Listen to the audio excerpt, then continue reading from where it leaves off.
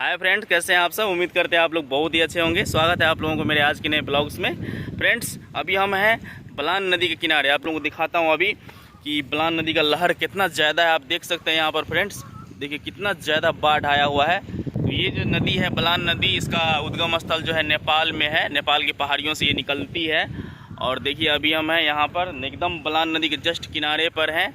और मैं आप लोगों को यहाँ का बाढ़ का नज़ारा दिखाने के लिए आया हूँ। आप देख सकते हैं कितना ज़्यादा वेव है। मैं आप लोगों को कैमरा उस साइड करके दिखाता हूँ अभी। तो अभी आप कहीं सोचते होंगे कि हम अभी कहाँ खड़े हैं। तो अभी हम हैं यानी कि गोट परसाई एक जगह है, उसी के पास में है और ये मिथिला में पड़ता है। चलते हैं एकदम पूरा नज़दीक और आप लोग वीडियो में देखिए कि कितना ज़्यादा इस नदी का जो एक खासियत है कि इतना ज़्यादा इसमें वेव्स रहता है। आप देख सकते हैं, आपको सामने दिखाई देता होगा कितना तेज़ी में पानी बह रहा है एकदम। देखिए और दूर दूर तक देखिए कहीं भी कुछ नज़र नहीं आपको सिवाय पानी के।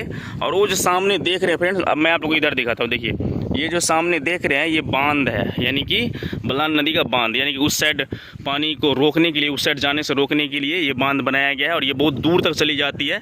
और ये मैं अभी मिथिला क्षेत्र से ये वीडियो दिखा रहा हूँ, मधुबनी जिला में।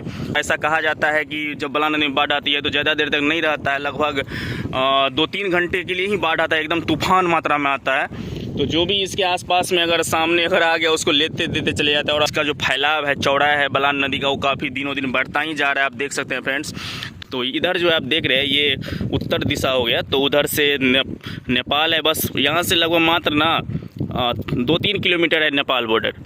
तो उधर से ये नदी आ रही है, एकदम बिहार के इलाकों में पूरा तूफान मचाती है और आधे जगह पर ही बह रही है। और उधर जो देख रहे हैं फ्रेंड्स, वो आधा जगह एकदम नदी का ही अंश है, लेकिन अभी 50% एरिया में ही ये चौड़ाई में बह रही है नदी। यहाँ आप देख सकते हैं फ्रेंड्स कि इधर जो है धान का खेती था और इधर भी देखिए है, यहाँ भी था। तो कितना ये नुकसान हो गया है बाढ़ के कारण। और देखिए यहाँ पर देख सकते हैं फ्रेंड्स कि पानी के कारण, बलान नदी के पानी के कारण देखिए कितना मिट्टी कटाव हो चुका है। तो ऐसे कई जगह हैं जहाँ पे मिट्टी कटाव लगातार सालों दर साल बढ़ता जा रहा है। और देखिए अब चौड़ाई कितना, बलान नदी का जो चौड़ाई है बहने का मुहाना, वो कितना ज़्यादा हो चुका है। तो इस पे सरकार को कोई ठोस कदम उठाना चाहिए। आप देख सकते हैं यहाँ पर कितना ज़्यादा मिट्टी का कटाव हो रहा है। और इस साइड भी आप देख सकते हैं, ऐसा नहीं है कि इधर भी है।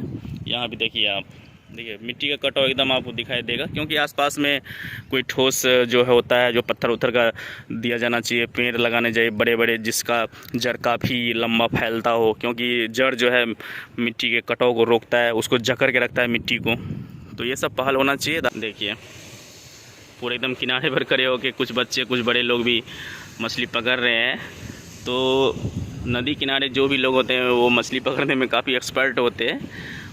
तो मिथिला क्षेत्र में तो काफ़ी सारी नदियां हैं, आप लोगों को पता है, जो मिथिलावासी होंगे, बहुत सारे नदियां हैं इस मिथिला क्षेत्र में। तो आप लोग इस वीडियो के बारे में क्या सोचते हैं, कमेंट बॉक्स में अपना प्रतिक्रिया ज़रूर दीजिएगा। और बाढ़ का कैसे समाधान हो सकता है, इस पर अपना राय ज़रूर दीजिएगा कमेंट बॉक्स में। और मेरे चैनल पर आप लोग नए हैं तो मेरे चैनल को ज़रूर सब्सक्राइब कर लीजिएगा। मिलते हैं फिर किसी नए वीडियो में, तब तक के लिए bye bye, till then take care, thank you so much.